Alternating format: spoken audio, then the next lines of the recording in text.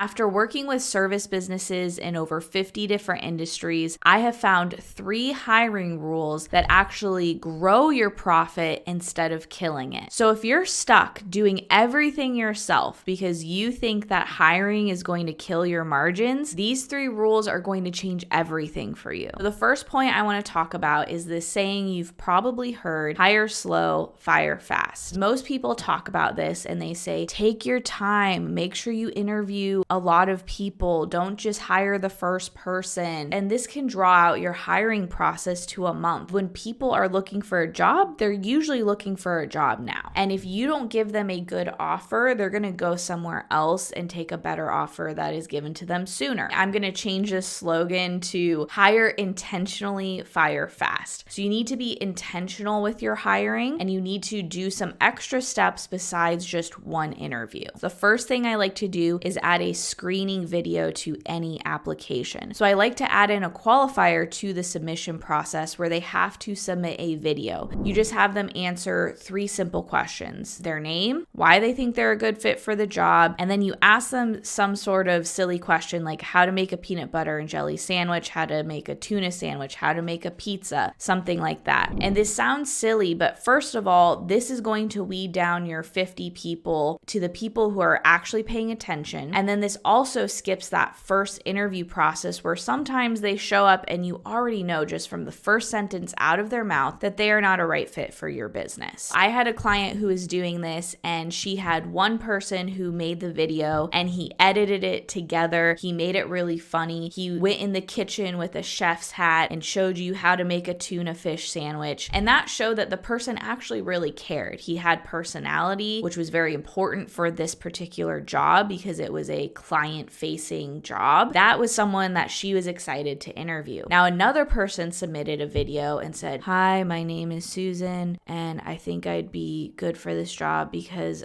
I want to work and I don't know how to make a tuna fish sandwich." That shows you right then and there that they probably don't have the bubbly personality that you need for this role. They also are not resourceful at all. I don't know how to make a tuna fish sandwich either, but if I was asked that question as part of a job interview process, I would Google it. Right then and there with this process, you're gonna weed out people who don't respond in the first place, or you can already tell they aren't going to be a good fit. And then from there, I would formally interview them and give them a working interview, have them do some tasks. I've had a client recently who is a mechanic and he's had a few technicians come into interviews and say, "Oh yeah, I'm the best around." And then he hired them and came to find out that they actually were very inefficient. They didn't know how to do things they said they could do. So give somebody a quick little test and see if they can actually do what they say they're doing. This is a way to hire fast, but you are still hiring for quality and you are intentional